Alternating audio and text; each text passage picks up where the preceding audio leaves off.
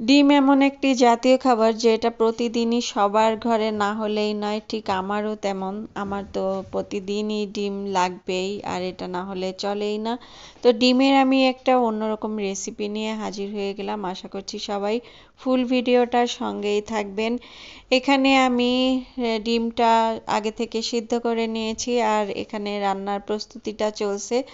যে কড়াইতে আমি তেল দিয়ে তারপরে হচ্ছে কিছু মশলা দিয়ে দিলাম। এখানে আছে বাটা মশলা, পেঁয়াজ, রসুন এবং আদা বাটা। বাটা মশলাটা আমি সুন্দর করে কষিয়ে নিচ্ছি, আর এইটা সুন্দর করে কষিয়ে নিলে এর কাঁচা গন্ধটা দূর হয়ে যায়।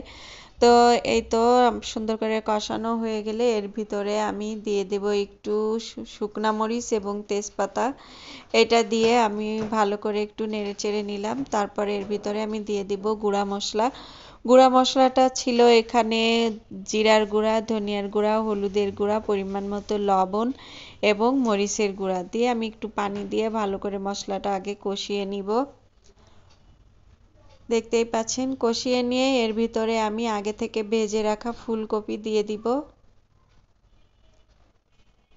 দিয়ে সুন্দর করে একটু নেড়ে চেড়ে নিব। আমি ফুলকপিটা এভাবে করে কেটে আগে থেকে ভেজে রেখেছিলাম এবং ডিমটাও ভেজে রেখেছিলাম। তো একটু ভেজে নিলে ভালো হয়, এর স্বাদটা দ্বিগুণ বেড়ে যায়। তো আপনারা এইভাবে ভেজেই নেবেন। আর এখানে আমি মশলাটা দিয়ে ফুলকপিটা দিয়ে সুন্দর করে কষিয়ে সামান্য একটু পানি দিয়ে ঢাকনা দিয়ে ঢেকে কিছু সময় রান্না করে তারপরে ডিমটা দিয়ে দিব। ডিমটা কিন্তু দিয়ে দিয়েছি। এবার আমি আরো একটু ভালো করে কষিয়ে নিব। দেখতেই পাচ্ছেন কালারটা কত সুন্দর আসছে। আর এক্ষেত্রে তরকারিটা যত কষানো হবে ততই কিন্তু মজা হবে। তো তারপরে আমি একটু ঝোলের পানি দিয়ে দিয়েছিলাম, দিয়ে ঢাকনা দিয়ে ঢেকে কিছু সময় রান্না করে নিলাম। এই পর্যায়ে আমি দিয়ে দিলাম একটু চিনি। এই তরকারিটাতে একটু চিনি দিলে অনেক মজা হয়।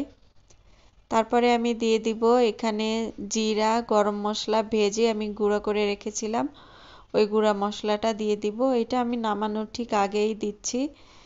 তারপর এখানে আরো কিছু একটা বাকি আছে, একদম শেষে আমি দিয়ে দিব ঘি। ঘিটা কিন্তু দিতেই হবে, দেওয়ার চেষ্টা করতে হবে, কারণ ঘিটাতে তরকারিটা অনেক স্বাদ বেড়ে যায়।